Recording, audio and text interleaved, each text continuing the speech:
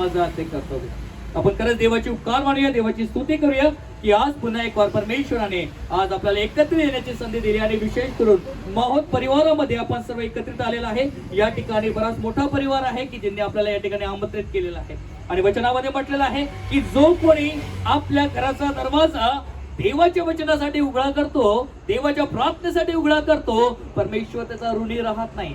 त्या घरामध्ये आशीर्वाद निश्चित मिळतो.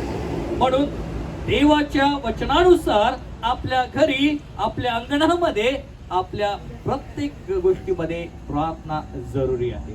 आपण देवाला धन्यवाद देऊया आणि विशेष करून प्रार्थना करूया परिवाराकरता. या महत् परिवारामध्ये असणारा प्रत्येक लहान थोर, वृद्ध, तरुण सर्वांसाठी आपण प्रार्थना करूया की देवाने प्रत्येकाला बरकत द्यावी, प्रत्येकाला सुख शांती द्यावी, देवाचा आशीर्वाद या घरामध्ये सदा सर्व काळ असावा. विशेष करून जे लोक कमवणारे आहेत त्या सगळ्यांसाठी परमेश्वराचा आशीर्वाद मागूया. त्यांचा जाण्यानं आशीर्वादित हो, त्यांच्या हातातलं सर्व कामकाज यशस्वी हो. जे लेकरं शिक्षण घेत आहे त्या शिक्षणामध्ये देखील परमेश्वराने ज्ञान, बुद्धी आणि चातुर्य द्यावं. आपण त्या लेकरांसाठी देखील प्रार्थना करूया. जे वयोवृद्ध आहेत त्याच्यासाठी आपण प्रार्थना करूया की परमेश्वराने त्यांना उदंड आयुष्य द्यावे आणि त्यांच्या आयुष्यातला प्रत्येक दिवस त्यांच्याकरता सुखाचा, समाधानाचा आणि शांतीचा असा लागावा म्हणून आपण प्रार्थना करूया. या घरातल्या अडचणी, या घरातल्या समस्या येशूच्या नावाने नाहीसे व्हाव्या आणि सर्व गरजा, सर्व विनंत्या, सर्व प्रार्थना जी या घरामधून केल्या गेलेल्या आहेत ते सर्व परमेश्वराने मान्य कराव्या म्हणून आपण संपूर्ण माहूत परिवाराकरता आणि विशेष करून राणी करता, अमर करता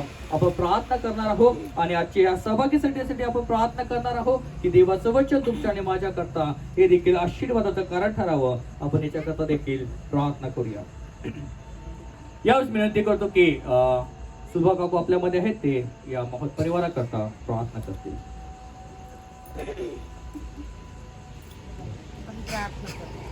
हालेलुया, हालेलुया, हालेलुया. स्तुती, स्तुती, स्तुती, मान, महिमा, गौरव परमेश्वर पिता या क्षणाला मी तुला देतो राजा. एक वार तू आम्हाला उत्तर केलं, सांभाळून परमेश्वर बापा. पुन्हा एक वार ही सहभागिता तू आम्हाला दिलीस परमेश्वर बापा, त्याबद्दल आम्ही तुझी स्तुती करतो, तुझ्या नावाला धन्यवाद देतो. प्रेमी परमेश्वर पिता, सर्वप्रथम या गृहाचं समर्पण मी तुला करते परमेश्वर बापा. या गृहाने परमेश्वर बापा तुला आमंत्रित पाहुणा म्हणून परमेश्वर बापा आमंत्रित केलेला आहे आणि परमेश्वर बापा सोबत आम्ही देखील परमेश्वर बापा ह्या ठिकाणी आमंत्रित आहोत.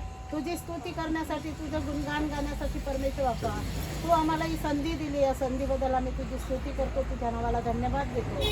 प्रेमी राजा, जी काही गायनाद्वारे, वचन वाचण्याद्वारे आम्ही तुझी स्तुती केली ती तू मान्य केली आहे, तर आमचा पूर्ण विश्वास आहे. प्रेमी परमेश्वर बापा या गृहासाठी विशेष प्रार्थना करते परमेश्वर बापा. या गृहातील सर्व लहान थोरांना तू आशीर्वादित कर परमेश्वर बापा. त्यांच्याद्वारे तुझे महान गौरवी सेवा तू करून घे परमेश्वर बापा. जे कमवणारे हात आहेत ते बळकट होऊ दे आणि परमेश्वर बापा विशेष करून हा परिवार परमेश्वर बापा हा तुला समर्पित असा असू दे परमेश्वर बापा, अशी मी तुला प्रार्थना करते परमेश्वर बापा. या परिवारात तुला परमेश्वर बापा ह्या ठिकाणी राहत असताना परमेश्वर बापा त्यांच्याद्वारे तुझ्या नावाचं गौरव तू होऊ दे अशी तुला प्रार्थना करते. आम्ही इथे जमलेले सर्वजण तुझ्या चरणाजवळ येऊन तुला अप्पा आणि बापाचे हात मारतो आणि ती हात तू ऐकणारा परमेश्वर आहे.